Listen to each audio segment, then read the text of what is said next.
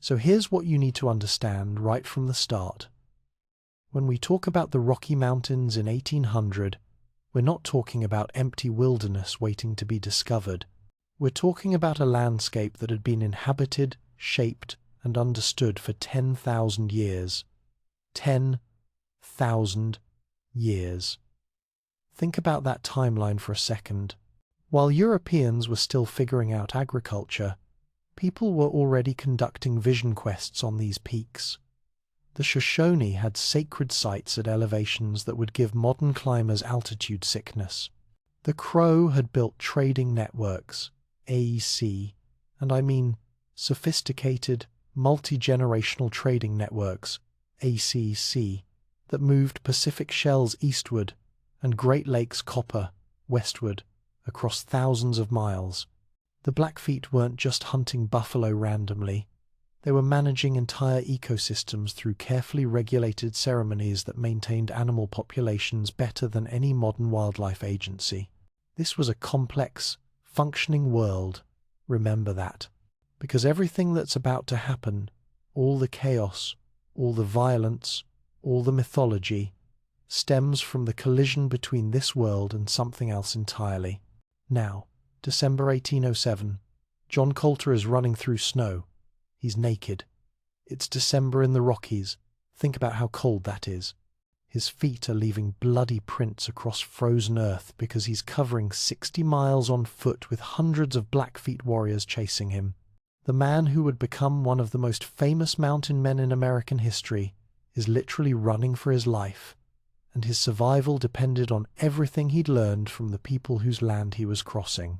But here's the thing that gets me, and this is where the standard history starts to fall apart immediately. Colter wasn't the first white man there. Not even close. Spanish traders had been marrying into Ute families since the 1700s. Since the 1700s! These weren't quick alliances or temporary arrangements. We're talking about mixed communities, entire settlements of people with Spanish and Ute ancestry, living integrated lives that combined both cultures, and history forgot them. Just forgot them. Or maybe it's more accurate to say history deliberately ignored them because they didn't fit the narrative that was being constructed. The fur trade explosion, the thing that would transform an entire continent, didn't begin with American courage and adventure. It began with French-Canadian expertise meeting Indian knowledge. When Manuel Lisa established Fort Raymond in 1807, the same year Colter was running for his life, his success had nothing to do with American ingenuity. It had everything to do with his Omaha wife's connections. Everything. She knew who to talk to, who to trade with, how to negotiate, how to survive. And the Métis interpreters working for him spoke 6 languages fluently. 6. These were people who could move between French, English, Spanish, and 3 different native languages as easily as you'd switch between apps on your phone.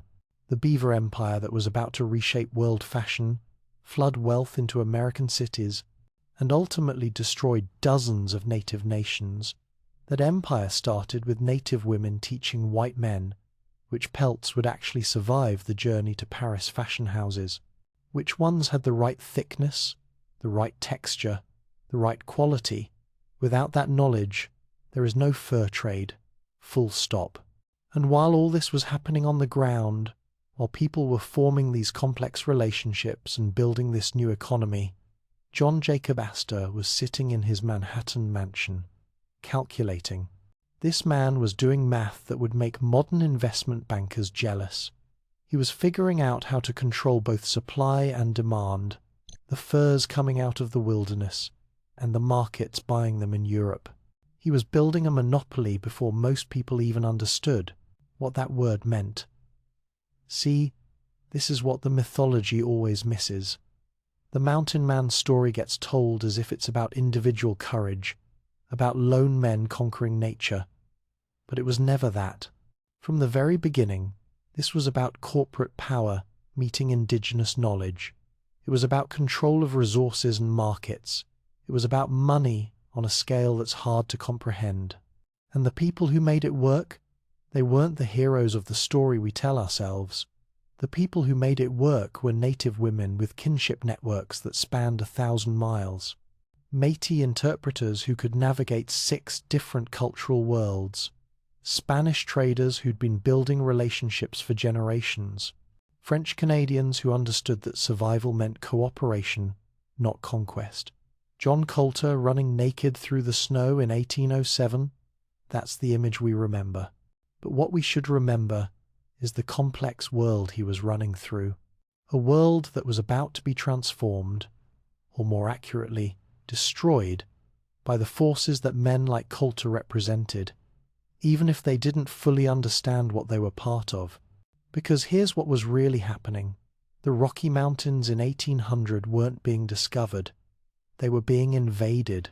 And the invasion wasn't coming from individual adventurers seeking freedom in the wilderness. It was coming from corporate interests in Manhattan and Street. Louis and Montreal who'd figured out that there was money, staggering amounts of money, to be made from beaver pelts. The stage was set. The players were in position. Native nations with thousands of years of history. Spanish communities that had been there for generations. French-Canadian traders with indigenous families, Métis interpreters who belonged to multiple worlds simultaneously, and now American capital, represented by men like Astor, preparing to turn all of it, all of that human complexity, all of those relationships, all of that knowledge, into profit.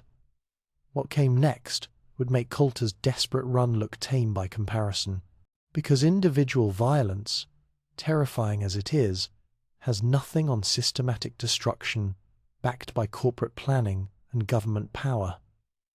The thunder was coming, and when it arrived, it wouldn't just reshape the landscape, it would attempt to erase entire peoples, entire histories, entire ways of being in the world. The fact that we're still uncovering those erased histories today, the Spanish traders, the powerful native women, the Métis communities, tells you how successful that erasure was. But before we get to the violence, before we get to what the outline calls the killing years, you need to understand what was actually there. Not empty wilderness, not savage chaos waiting for civilization, but sophisticated societies, complex economies, and human beings who'd been successfully living in one of the harshest environments on Earth for longer than recorded history. When the Beaver Empire exploded into full operation, it wasn't building something from nothing. It was destroying something that worked and replacing it with something that would ultimately consume itself and everyone caught in its machinery. That's the real story. Not conquest, replacement, not discovery, invasion, not heroes, employees of corporate interests who sometimes barely understood what they were part of. And it all started in these years, between 1800 and 1820, when the world before the thunder was still intact, still functioning, still home to people who had every right to believe it would continue forever. They were wrong, and what happened to prove them wrong is where this story really begins to get dark. Number 1820. That's when everything went from complex to catastrophic. That's when the fur trade stopped being about trade at all and became something else entirely. A corporate battlefield fought with Indian proxies and whiskey weapons. Now, I want you to understand something about how this worked. These weren't competing businesses operating within a framework of law and regulation. There was no framework. There was no law. What we're talking about is companies. Massive companies backed by Wall Street money. I-9. Literally hiring warriors to attack each other's operations, burning each other's forts, stealing each other's supplies, and killing anyone who got in the way. Pierre's Hole, 1832. This is one of those events that tells you everything you need to know about how far things had deteriorated.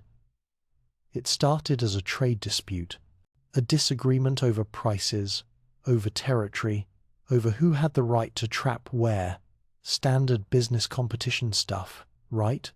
Except when William Sublette, remember that name, it comes up again, When Sublet decided to resolve this dispute, he didn't call lawyers or appeal to authorities. He ordered his Flathead allies to attack a Gros-Ventre peace delegation.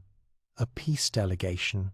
People who'd come to negotiate, who'd come under flags of truce, who thought they were entering a discussion. And Sublet turned it into a massacre. The violence that erupted from that single decision would last for decades. Decades of warfare triggered because a corporate employee decided that killing was cheaper than negotiating. Now here's where the mythology really starts to diverge from reality in ways that should make you uncomfortable. Jedediah Smith. You might have heard of him. He's portrayed in the histories, when he's mentioned at all, as this peaceful Christian mountain man. Bible reading, God-fearing, basically the moral center of the wilderness. The real Jedediah Smith led raids that burned entire villages, not military targets. Villages. Places where families lived, where children slept, where the elderly gathered. He burned them. And we know this because his own letters describe it. Tyre, Letters Home, where he quotes scripture and talks about bringing civilization to the savage. Lands, all while documenting atrocities that would qualify as war crimes by any modern standard. And those Bible-quoting letters, they also covered up something else. Smith was trafficking in native slaves, human beings captured in raids and sold to Mexican ranchers who needed labor. This was a business operation, a side enterprise. While he was writing home about his Christian values, he was literally selling people. But we need to talk about 1837, because what happened in 1837 is something that most histories just skip over. They mention smallpox. They mention that lots of native people died. They move on quickly. Here's what actually happened. The American Fur Company, ER, the biggest corporate entity in the West, deliberately spread smallpox through infected trade blankets. Deliberately. This wasn't accidental contact. This wasn't unfortunate disease transmission in an era before germ theory. Company officials knew these blankets were infected. They knew what would happen when they distributed them to native communities, and they did it anyway to eliminate native competition in the fur trade. 15,000 people died in 3 months. 15,000. Think about that number. Think about what 3 months means. That's summer into fall. That's entire communities, families, villages, nations, just gone, erased. In 90 days, the Crow population dropped from 10,000 to 3,000. The Blackfeet went from 20,000 to 6,000. These aren't just statistics. Every single one of those numbers represents a person who woke up one morning feeling fine and was dead within days. Represents families destroyed. Represents knowledge, Knowledge 24, thousands of years of accumulated knowledge about medicine, about the land, about survival. Ah yes, just vanished because the holders of that knowledge all died at once. Francis Chardon kept a journal. He was a mountain man working for the American Fur Company at Fort Clark, and he watched this unfold. He wrote about counting dead bodies floating past the fort in the Missouri River, and you know what he called it? The beautiful sight of bloody war. Those were his words. He knew his company had ordered the infected goods distributed. He knew what was happening, and he called it beautiful. This is who these men were, not the noble wilderness explorers of legend, corporate employees committing genocide for market share. Now, let me tell you about Hugh Glass, because the Hugh Glass story is perfect for understanding how mythology replaced reality. You probably know the story. Man gets mauled by a bear, left for dead by his companions, crawls 200 miles back to civilization, seeking revenge. It's been told in books, movies. It's one of the most famous mountain man tales we have. Here's the thing. It happened twice, to 2 different men. The real Hugh Glass, there was a man by that name, died quietly in bed. No dramatic bear attack, no heroic crawl, no revenge quest. He died of old age or disease, unmemorable and unrecorded. But newspapers needed heroes. Eastern readers wanted stories about men who conquered nature and natives alike. So they took elements from different incidents, combined them, attributed them to one man, and created a legend. And we're still telling that legend today. The Revenant made $200 million at the box office, telling a story that never happened to a man who never did those things. Jim Bridger. Now there's a name everyone knows. The great explorer, the mountain man who discovered Yellowstone, who knew the West better than anyone, who became the most famous guide in American history. Jim Bridger made his fortune guiding military expeditions. That part's true. But what was he guiding them to? He was locating native camps for winter attacks. Winter attacks. When families couldn't flee because of snow and cold. When warriors couldn't fight effectively because of the weather. When children and elderly would be most vulnerable. Bridger would scout during summer, mark locations, and then in winter he'd lead soldiers back to those exact spots. Communities that had trusted him, traded with him, hosted him. He led armies to their winter camps and watched while they were destroyed, and got paid handsomely for it. This is the hero. This is the man we celebrate. The killing years, and that's what we should call them, not the fur trade era or the mountain man period. The killing years weren't about adventure or exploration. They were about systematic destruction in service of corporate profit. Every single famous mountain man you've heard of participated in this system. Every single one. They weren't all the same, granted. Some were more brutal than others. Some expressed regret in private letters. Some tried to minimize harm where they could. But they all participated. They all benefited. And the blood money they earned came from the destruction of nations that had existed for millennia. The beaver trade itself was almost secondary by this point. Yes, they were still trapping. Yes, pelts were still moving east to markets. But the real violence was about eliminating competition, controlling territory, and clearing the land of native peoples who might resist corporate expansion. And the whiskey. We need to talk about the whiskey. Alcohol had become a weapon more effective than guns. Trading posts would deliberately sell liquor, usually diluted rotgut that bore no resemblance to actual whiskey, at inflated prices to native traders. Get them dependent, get them in debt. Use that debt to control them, to extract more favorable terms, to turn them against rival tribes. Men would come back from hunts with pelts worth hundreds of dollars and leave the trading post with nothing but a hangover and debt. Their families would starve while traders got rich. And this was policy. This was strategy. This was how the system worked. By 1840, the Rockies had been transformed from a landscape of functioning civilizations into what one army officer called a charnel house. And the men who did it, the Sublets, the Smiths, the Bridgers, Afy, they became legends, heroes of the American West. That's what we need to understand about this period. The mythology we inherited isn't just inaccurate, it's inverted. It takes perpetrators and makes them heroes. It takes victims and makes them obstacles to progress. It takes genocide and calls it destiny. The blood and beaver years weren't the birth of the American West. They were the death of something far older and, in many ways, far more sophisticated than what replaced it. Number. So by 1825, a system had emerged. And I want you to understand that when I say system, I mean something incredibly sophisticated. This wasn't chaos. This wasn't random violence or opportunistic exploitation.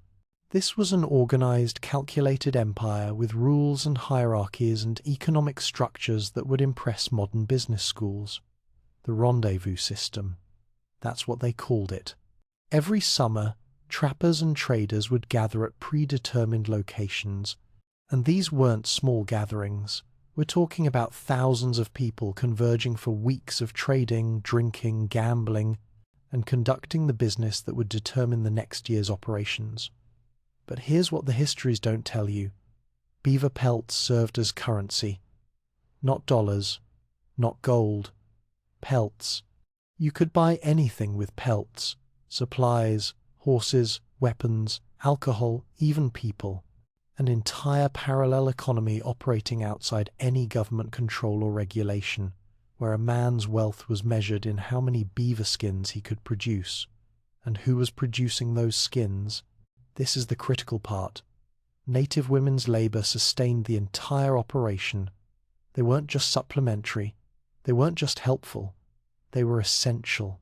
Women did the actual processing of pelts, the scraping, the stretching, the curing that turned a raw skin into something valuable enough to ship to Paris. Without their labor, without their expertise, there is no fur trade, period. But they weren't paid. Not really. Their labor was extracted through marriage, through coercion, through systems of dependency that the trading companies had deliberately created. The wealth flowing out of the mountains to street. Louis and New York and London was built on unpaid native women's work, and street Louis bankers controlled every transaction through debt manipulation. Here's how it worked. A trapper would get his supplies on credit in the spring, traps, ammunition, food, all the gear he needed for the season. He'd go out, work all summer and fall, and come back to the rendezvous with his pelts.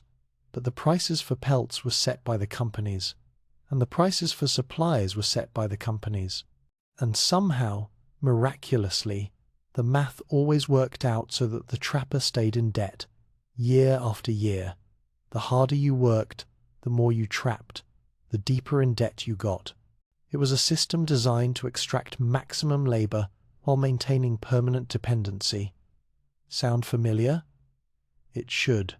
It's the same model used by coal companies with company scrip, by southern plantations with sharecropping, by any extraction economy that needs to keep its workers desperate and compliant. Now, let me tell you about Kit Carson. Because Kit Carson is maybe the perfect example of how completely inverted our mythology has become. He's celebrated as nature's nobleman, the mountain man who represented American values in the wilderness. There are cities named after him, monuments, statues. He's a hero. Kit Carson was a corporate enforcer. That was his actual job. He worked for the American Fur Company, and his primary responsibility was burning out independent trappers who wouldn't sell to the company monopoly. If you tried to trade with competitors, if you tried to operate independently, Carson and men like him would show up at your camp and destroy everything you owned. He was a thug, an enforcer for monopoly capitalism operating through violence because there was no law enforcement to stop him. And those 4 native wives that never get mentioned in Hollywood films, they ran his business operations. They maintained his supply networks. They managed his relationships with native communities.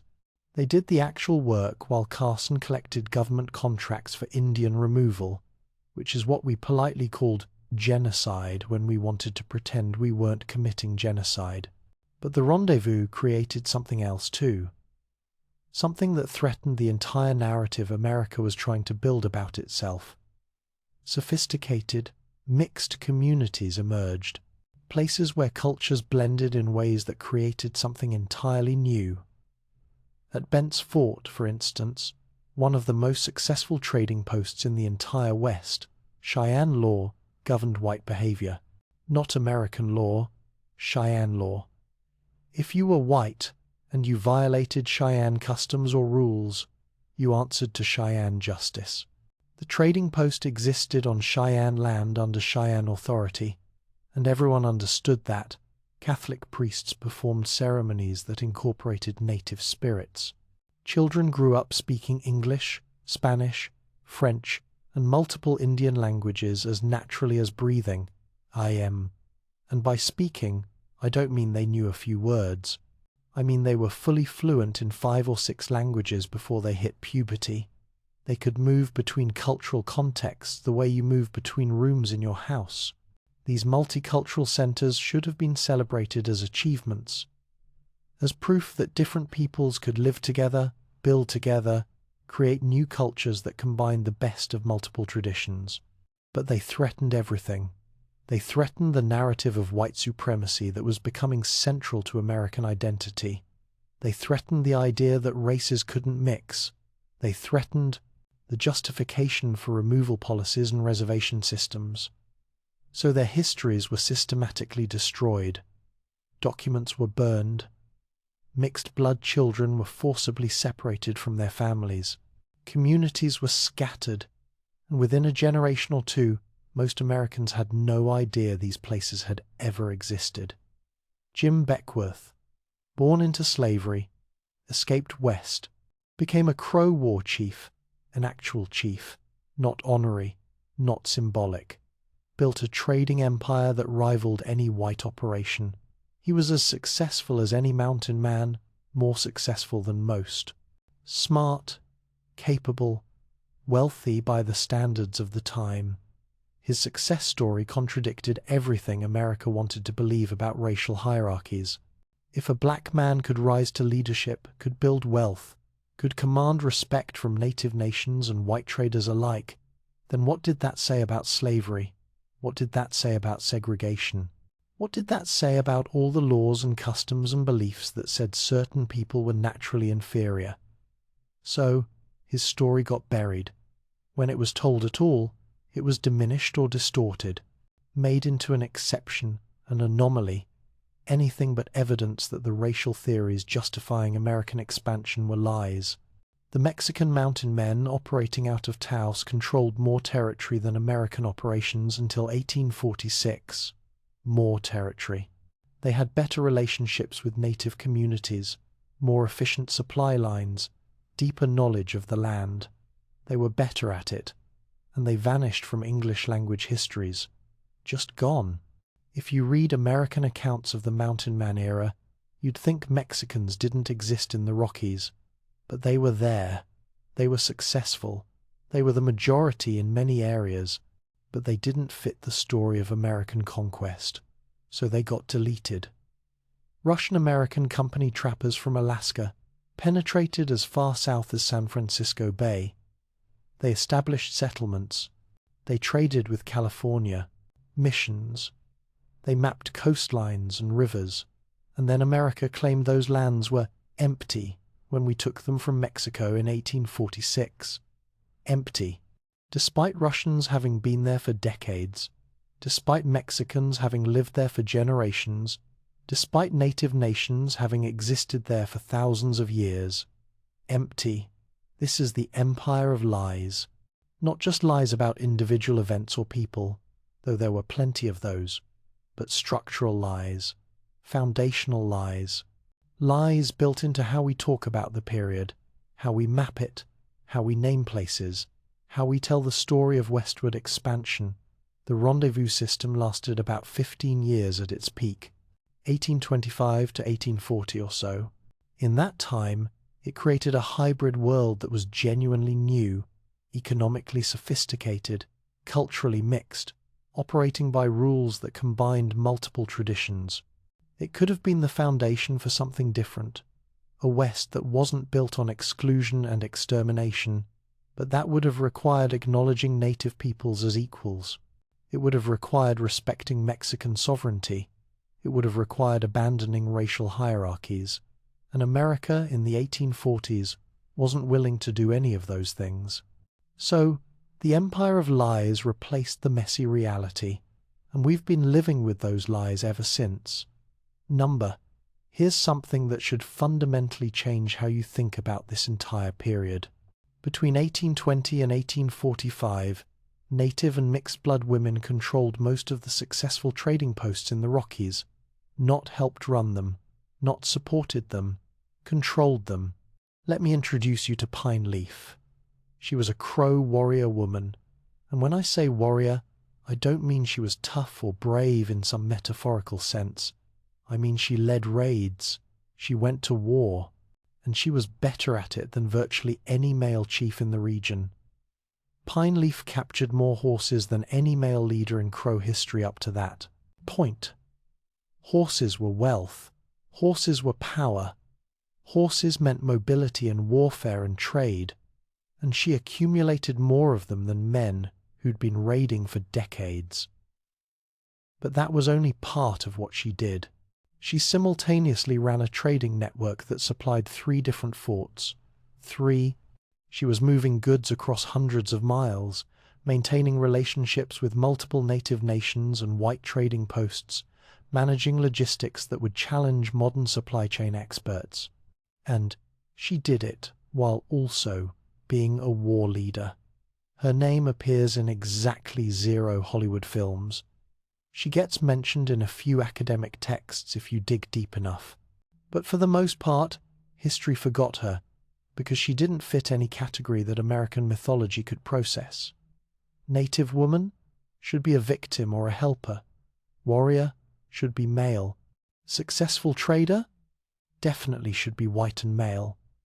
Pine Leaf was none of those things, so she got erased.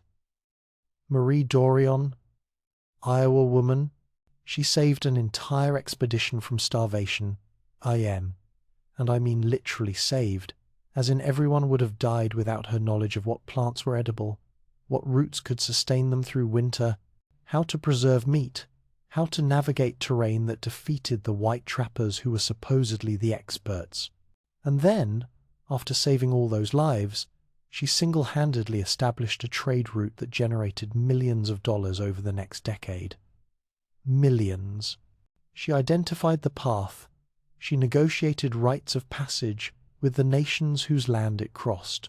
She set up the relay points and supply caches that made it viable. Her name appears in no Hollywood film. No monument, no statue, nothing.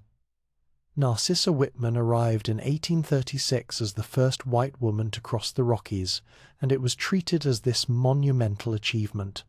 Newspapers back east wrote about it. She became famous, the brave white woman bringing civilization to the savage wilderness. But when Narcissa arrived, she found hundreds of Mexican and Métis women already living there, not visiting, living for generations, running businesses, owning property, exercising political power that American law would soon strip away. These women weren't primitive. They weren't waiting to be civilized. They were operating enterprises that put most Eastern businessmen to shame. They owned trading posts. They controlled shipping routes. They negotiated treaties between nations. They were the backbone of the entire regional economy. And here's the critical thing to understand. This wasn't unusual or exceptional. The whole system depended on women's kinship networks. A mountain man without native female relatives had no access to furs. None. He couldn't trade effectively because he wasn't connected to the networks that actually controlled production and distribution. He had no safe passage through native territories because he couldn't invoke kinship obligations that would protect him. He had no survival knowledge because that information was held by women and transmitted through families. Without female relatives, wives, sisters-in-law, mothers-in-law, Métis, a white trapper was just a man alone in country that would kill him within a season. The sophisticated kinship networks that actually governed trade were built and maintained by women. They decided who could trade with whom. They enforced contracts through social pressure and family obligation. They mediated disputes. They prevented wars, or, when necessary, organized them. This was female power operating at a scale that's hard for us to comprehend now. These weren't token positions or honorary titles. This was real economic and political control. But then came 1840, the territorial laws. American law arrived in the West, and American law had very clear ideas about women and property. Married women were legally defined as property themselves. They couldn't own land. They couldn't sign contracts. They couldn't control their own earnings. Everything a woman owned automatically belonged to her husband. Native marriages were invalidated overnight. Doesn't matter if you'd been married for 20 years, had 10 children, built a business empire together. Under American law, if you weren't married in a Christian ceremony with proper documentation, you weren't married at all, which meant all that property the woman owned transferred to whoever could claim to be her husband, or just seized by the territorial government. All female-owned enterprises, NT-fee, and we're talking about hundreds of trading posts, thousands of acres of developed land, entire supply networks, NT-fee, transferred to white male control, not sold, not negotiated, just taken. Thousands of mixed families were torn apart. White mountain men who'd lived with native wives for decades, who had children and grandchildren, who'd built their entire lives around these relationships, they abandoned them when the frontier civilized. Because marrying a white woman meant respectability, meant acceptance in proper society, meant your children could inherit property and attend schools and have futures in American civilization. So they left. They just left. And those native wives and mixed-blood children, they had no legal recourse, no rights, no recognition. The children of these unions numbered in the tens of thousands of children with white fathers and native mothers, children who'd grown up in both worlds, who spoke multiple languages, who understood multiple cultures. They were forced into boarding schools designed, ABA, and this is a quote from the policy, to kill the Indian, save the man. These schools systematically destroyed every connection these children had to their mothers' cultures, punished them for speaking native languages, cut their hair, forbade traditional practices, beat them for practicing native religions. The explicit goal was cultural genocide, and they pursued it with bureaucratic efficiency. So, when we talk about who really won the West, we need to talk about who lost it.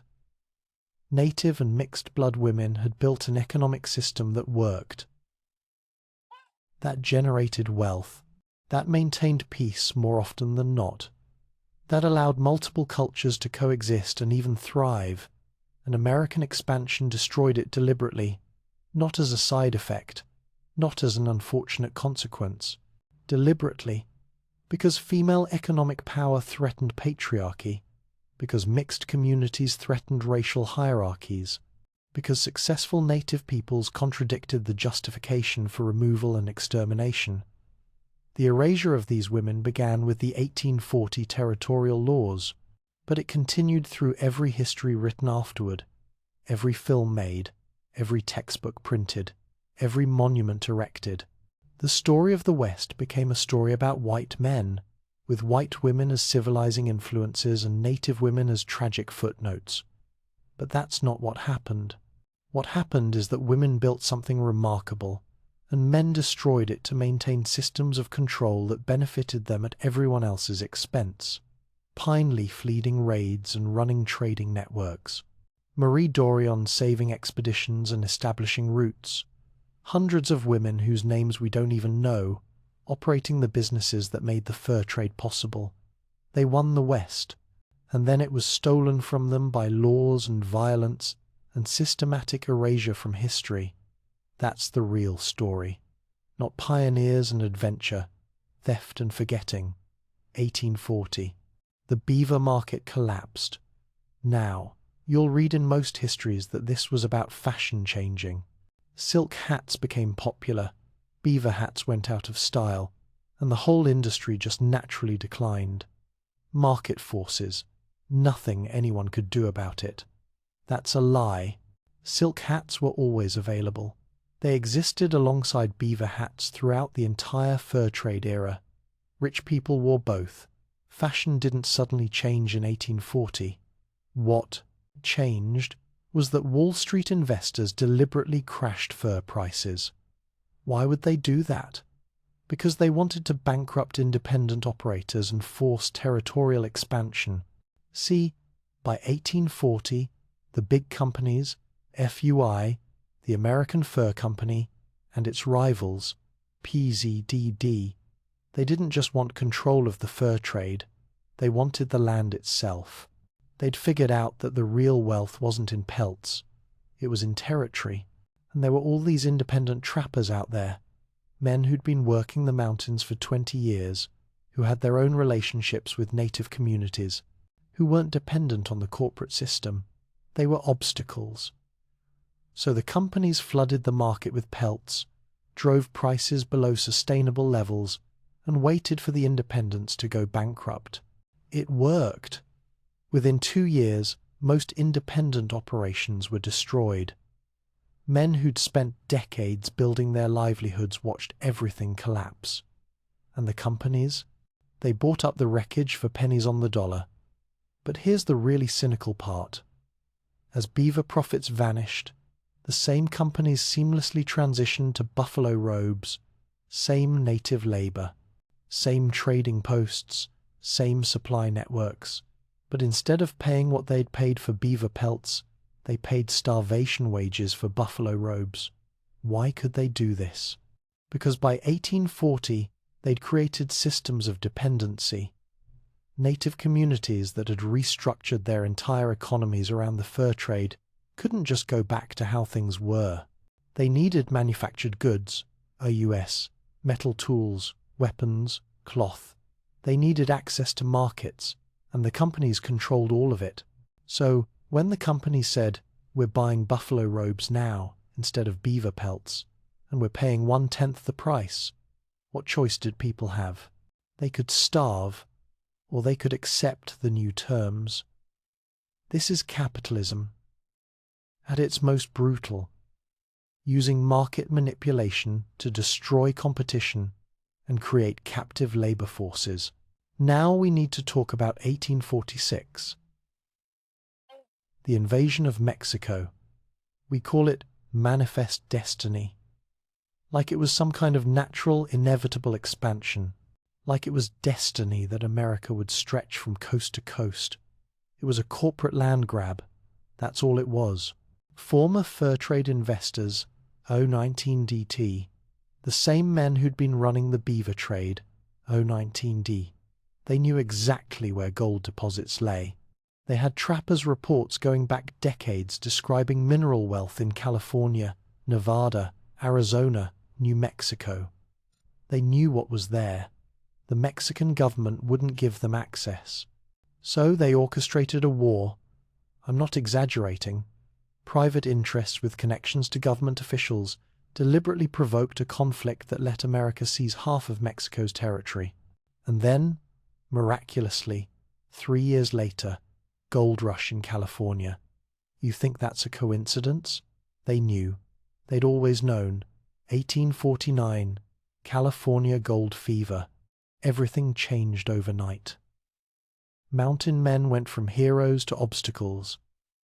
Because now, you had thousands of prospectors flooding west, and the native peoples whose land they were crossing were in the way, and the mixed communities that had formed during the fur trade, they were in the way too. Jeremiah Johnson, the real one, not the movie version. He didn't fight noble battles against warriors who'd killed his family. That's complete fiction. He guided genocide expeditions. His job was to locate native camps so that militias could attack them, and he collected scalp bounties. California paid $25 per scalp. $25.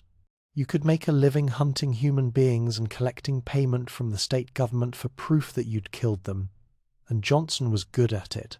Former brothers in arms from the rendezvous became bitter enemies fighting over mining claims. Men who'd spent summers together, who'd traded together, who'd survived together, they were killing each other over gold. Mysterious deaths. Convenient Indian attacks that eliminated people who knew too much about certain mining locations. The community that had formed during the fur trade years, as problematic as it was, as exploitative as the system was, at least it was a community. There were relationships. There were rules, even if they were rules designed to benefit the companies. But gold destroyed even that. It became every man for himself, and violence was the primary tool for claiming wealth. The last real rendezvous happened in 1840, and what happened there tells you everything about what was coming. 3 murders during the gathering, 2 suicides, and the burning of journals that contained the true histories of the mountain trade, records of what had really happened, who had ordered what atrocities, where the bodies were buried, which companies had deliberately spread disease, which army officers had coordinated with corporate interests. Those journals were burned, deliberately destroyed, because the people who'd lived those events understood that their histories would be rewritten. They knew that 20 years later, 50 years later, the stories would be sanitized, made heroic, turned into myths that served American expansion. And they were right. We're still telling those sanitized stories. Jim Bridger saw it all coming. He was smart enough to understand that the world he'd operated in was ending. The multicultural frontier where he'd built his reputation was being replaced by something more rigid, more violent, more explicitly focused on racial hierarchy and removal.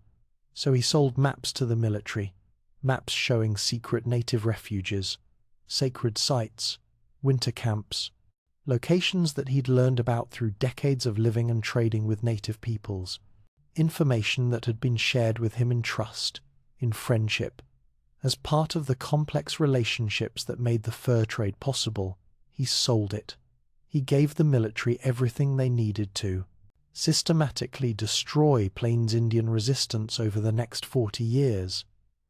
Every hideout, every sanctuary, every place that warriors could retreat to and regroup, and he got rich doing it. Made more money selling those maps than he'd ever made from beaver pelts.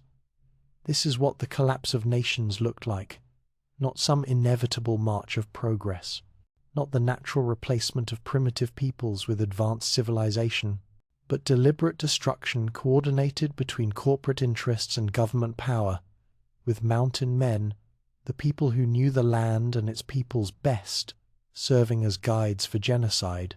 The Beaver Empire lasted about 40 years, from roughly 1807 to 1847. In that time, it transformed a continent. It created wealth that helped finance American expansion. It established trade routes that became roads and railroads. It identified resources that drew millions of settlers, and it destroyed dozens of native nations. Not weakened them, not diminished them, destroyed them. Entire peoples ceased to exist. Languages died. Religions were lost. Knowledge that had accumulated over thousands of years vanished. The collapse of the beaver trade in 1840 wasn't the end of anything except corporate interest in beaver pelts.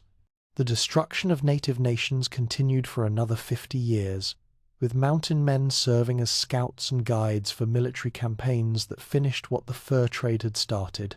That's the legacy. Not adventure and exploration, market manipulation, corporate conspiracy, and systematic extermination disguised as economic transition. Between 1850 and 1880, something fascinating and disturbing happened. The mountain men who were still alive, the ones who'd survived disease, violence, and their own life choices, they reinvented themselves. Because the actual frontier was closing. The wild mountains where they'd operated were becoming territories, then states. Real towns were forming, and suddenly there was a market for their stories, so they became army scouts, Wild West performers, myth makers for hire. Buffalo Bill Cody, you know the name. Buffalo Bill's Wild West show toured the world, performed for presidents and kings, made Cody one of the most famous men in America, the quintessential frontiersman, the man who'd lived the adventure. He spent 3 months in the actual West. 3 months. That's it. But he was smart enough to understand that audiences back east wanted stories, not reality. So he hired real mountain men, paid them to teach him their stories, learned their experiences, their adventures, their histories, and then he copyrighted their lives and sold them as his own. He made millions. The actual mountain men whose stories he stole, most of them died broke. Liver-eating Johnson, supposedly a cannibal who ate the livers of native warriors he killed in revenge for his murdered wife. The ultimate savage white man who'd gone native and become more terrifying than any native warrior. Complete fiction. The real Johnson, ESB, there was a man named John Johnson, called Liver-eating Johnson by some accounts, ran a restaurant in Red Lodge, Montana, served beef stew to tourists. Never ate anyone's liver, never had a murdered wife, never went on any revenge quest, but reporters kept coming to his restaurant asking for stories. And Johnson, seeing an opportunity, started inventing increasingly outrageous tales. Each time a journalist showed up, the stories got more extreme, more violent, more savage, because that's what sold newspapers. And Johnson understood that his actual life, trapping beaver, dealing with debt, struggling to survive, eventually opening a restaurant, that wasn't interesting to anyone. But a cannibal mountain man? That was worth paying for. By 1870, this was an industry. The fabrication of Western mythology was generating real money. Dime novels were selling hundreds of thousands of copies. Wild West shows were drawing massive audiences, and the gap between reality and story was becoming unbridgeable. The Grand Duke Alexis Buffalo Hunt of 1872 is maybe the perfect example of how completely staged the whole thing had become. This Russian duke wanted to experience the Wild West, so Buffalo Bill organized a hunt that was reported worldwide. Newspapers described it as the Duke experiencing authentic frontier life. It was completely fake. The buffalo were semi-domesticated animals that had been driven into position. The wild Indians were paid performers who showed up, did their show, and went home. The whole thing was designed to attract European investment in Western railroads, and it worked. Investors who read about the Duke's adventure saw opportunity. They saw a wild land that needed civilizing, that needed railroads and towns and development. They invested millions. Real mountain men watching from the sidelines saw their actual histories being replaced with profitable fantasies. Some of them tried to correct the record, tried to tell the truth about what had really happened. But who wanted to hear that? The truth was uncomfortable. The truth implicated respected companies and politicians. The truth suggested that American expansion had been built on atrocities, not heroism. So the truth got buried under entertainment. James Beckwourth's autobiography was published in 1856, and it told dangerous truths. He wrote about the deliberate smallpox distribution, about government-sanctioned massacre plans, about corporate corruption at the highest levels. He named names. He provided dates. He described events that the people in power desperately wanted forgotten. Copies were bought and burned, not by random vandals, by organized groups, we know from surviving correspondence, not to that were funded by former fur trade companies and territorial governments. They literally bought up as many copies as they could find, and destroyed them. Why? Because Beckwourth's revelations threatened too many powerful interests. If people believed him, and he was credible, he'd been there, he'd participated, it would undermine the entire mythology of westward expansion. It would reveal that Manifest Destiny was built on conspiracy and genocide. Most copies of his autobiography disappeared. The few that survived were dismissed as exaggerations from an unreliable narrator. Never mind that Beckwourth's accounts have been verified by other sources, by archaeological evidence, by documents that surfaced decades later. By the time that verification came, the mythology was too established to change. Thomas Fitzpatrick's deathbed confession in 1854 is another one of these lost histories. He was dying, knew it, called in 3 priests as witnesses, and confessed to 50 murders committed for the American Fur Company. 50. He didn't die in dramatic gunfights or honorable combat. He killed people for money. Sometimes they were competing trappers. Sometimes they were native people who resisted company operations. Sometimes they were witnesses to things the company wanted kept secret. He also confessed to deliberately falsifying maps. The company would order him to create maps that showed certain native territories as empty land, or that routed trails through areas where they knew conflict would occur, because conflict justified military intervention, which cleared land for company operations. And he described locations of mass graves, places where dozens or hundreds of bodies had been buried after massacres that never made it into official records. Some of these sites have been found by modern archaeologists. Others are still out there. The three priests documented his confession. That document survived in church archives, but it wasn't widely known until the 1970s, when a historian researching church records stumbled across it. By then, a century had passed. The people Fitzpatrick named were long dead. The companies had dissolved or transformed into respectable corporations, and the confession became just another footnote in academic journals that most people never read. This is what happened to truth in the West. It got archived, it got footnoted, it got buried in church records and private collections, while the profitable lies became the official history. The aging mountain men, the ones who survived into the 1870s and 80s, they faced a choice. They could insist on truth and be ignored, dismissed as bitter old men telling stories no one wanted to hear. Or they could play along with the mythology, maybe make some money as consultants to Wild West shows or advisors to dime novelists. Most of them chose survival. They needed to eat. They had families, debts, lives to maintain. So they'd sit in saloons and tell sanitized versions of their experiences to young reporters who turned them into adventure stories. They'd watch actors portray them doing things they'd never done, fighting battles that never happened, embodying values they'd never held. And the real mountain men became ghosts, shadows of themselves, living props for an entertainment industry that had no interest in who they'd actually been. By 1880, you could attend a Wild West show and watch a staged Indian attack performed by real native warriors who were paid $5 a day to play savage villains terrorizing fake settlers. And sitting in the audience might be actual mountain men who'd watched real attacks, participated in real violence, lived through events that bore no resemblance to what was happening in the arena. The irony was suffocating.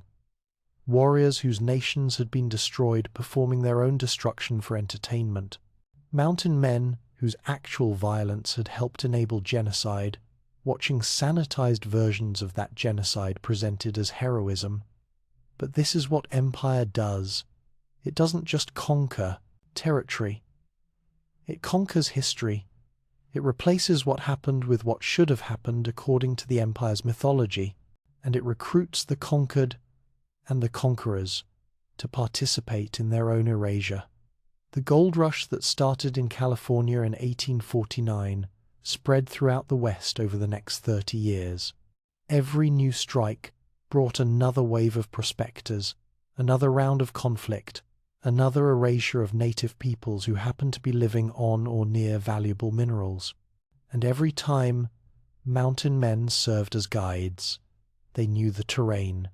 They knew where native communities lived. They knew the routes and resources that prospectors needed. So they led them, got paid, watched as the places they'd once lived were transformed beyond recognition. Some of them expressed regret in private letters, wrote about how things had gone too far, how the destruction exceeded what they'd imagined possible.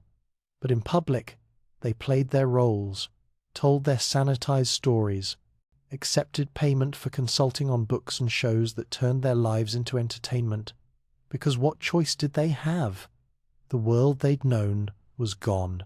The multicultural frontier, the trading networks, the complex relationships between native nations and white trappers, all of it had been replaced by something more rigid, more violent, more explicitly focused on extraction and removal. They were relics. Living anachronisms in a West that had decided it didn't need the messy reality they represented.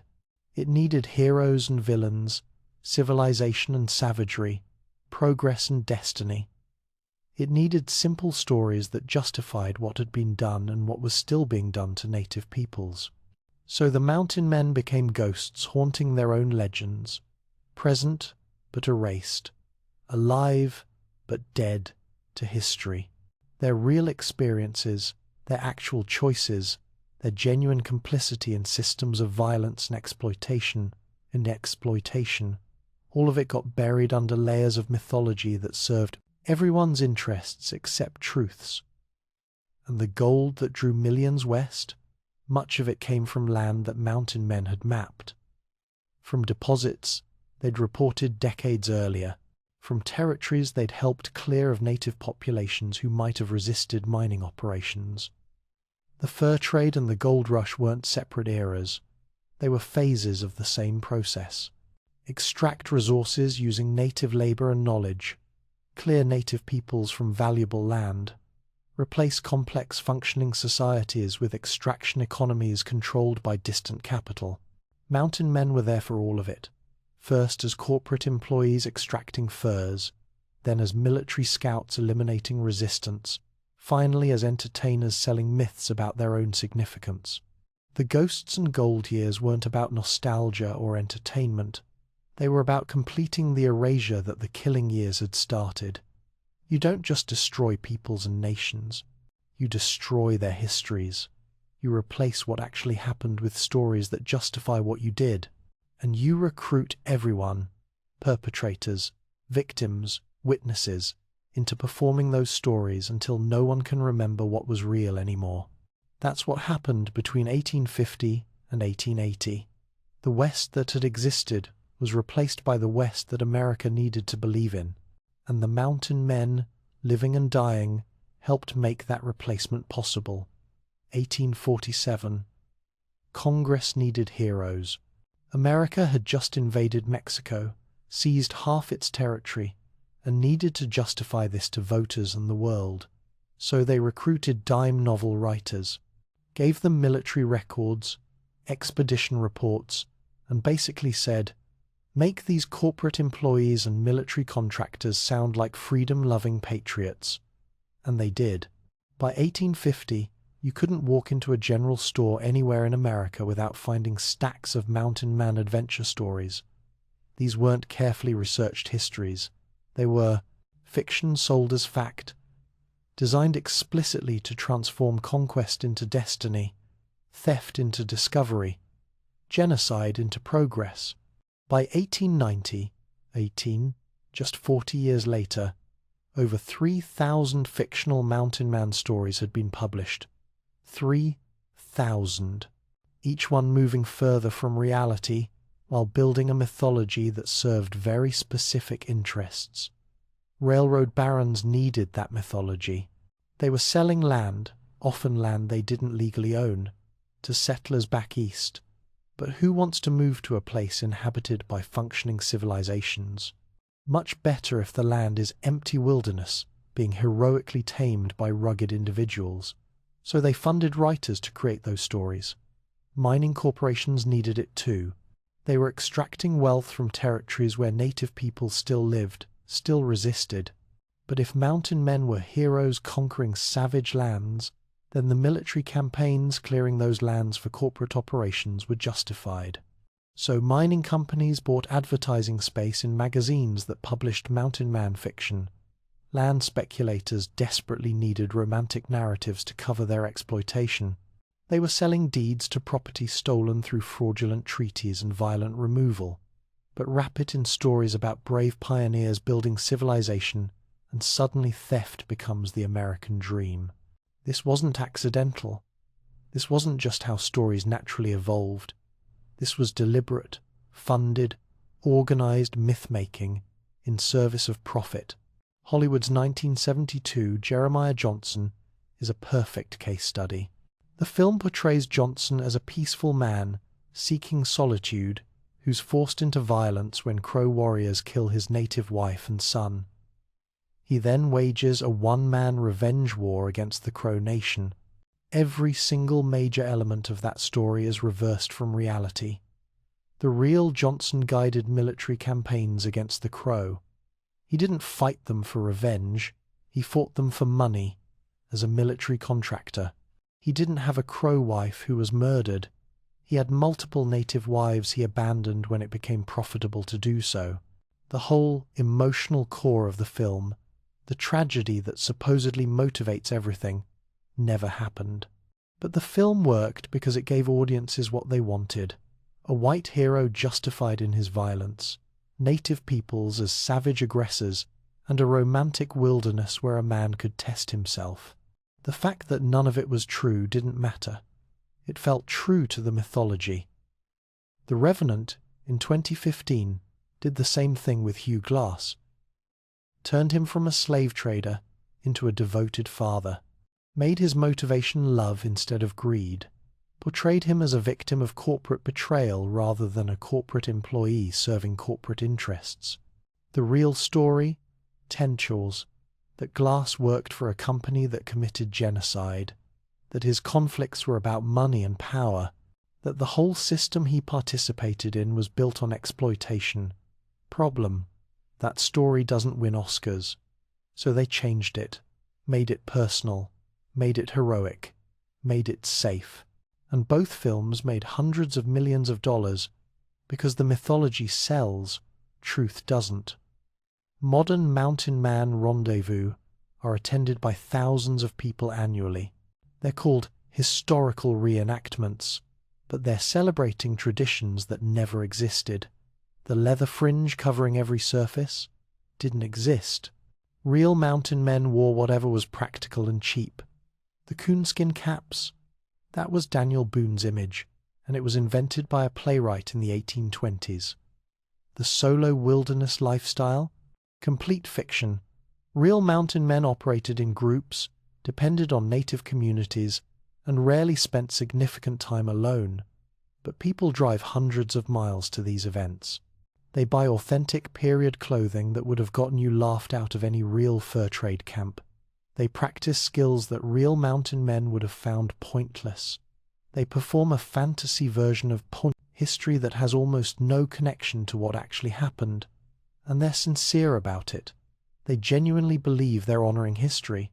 That's how complete the myth-making has been. People are preserving and celebrating a past that never existed, while the actual past, the complex, problematic, revealing past, remains buried in archives that most people never access. Today's mountain man mythology generates over $3 billion annually. $3 billion. Through tourism, people visiting historical sites where nothing historical happened.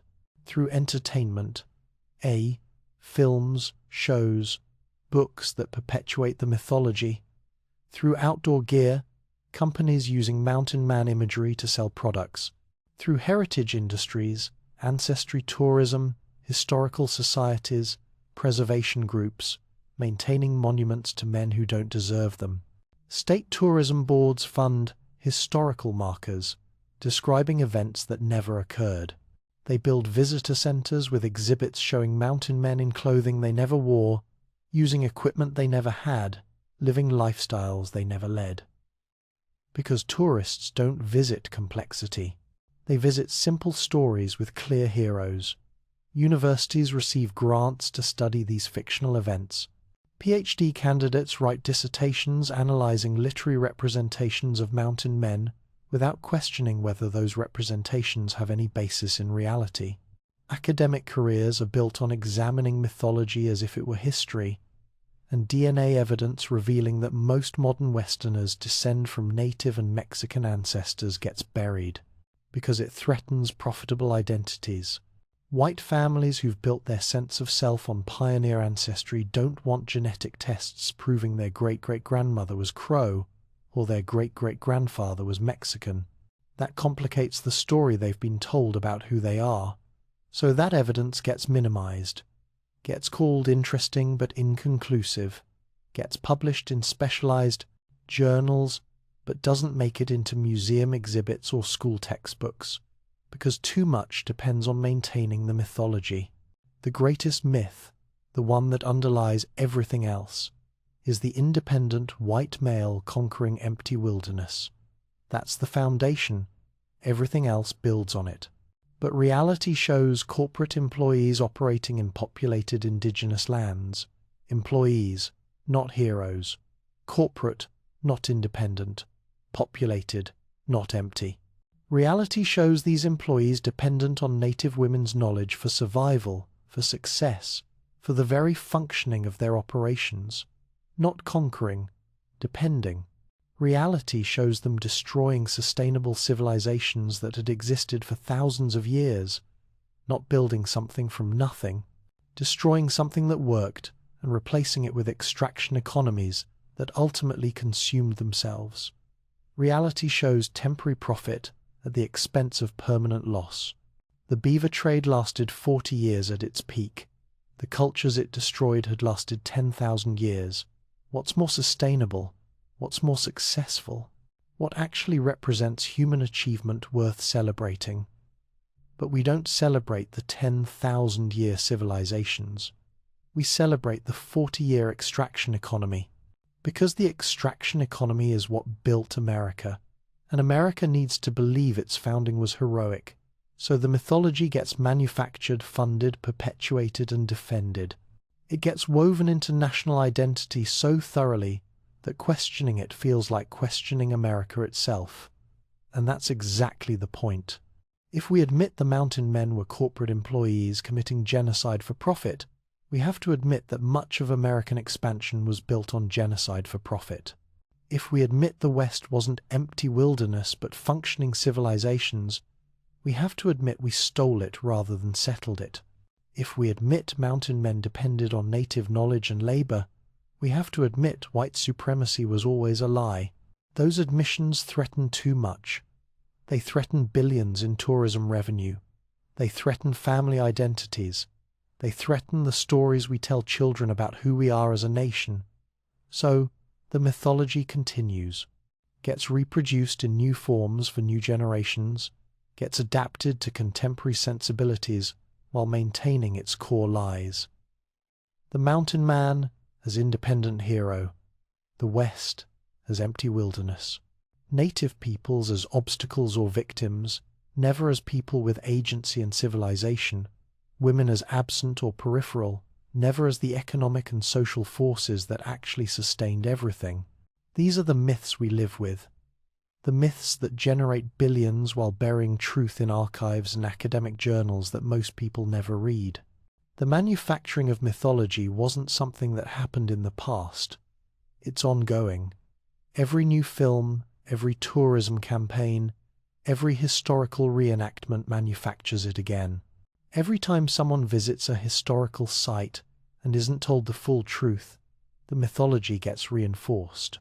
And the real history, the corporate conspiracy, the deliberate genocide, the sophisticated native civilizations, the powerful women, the complex multicultural communities that could have become something different, that history remains available but buried, present but erased, documented but ignored. Because mythology serves power, truth serves justice, and power has always been better funded than justice.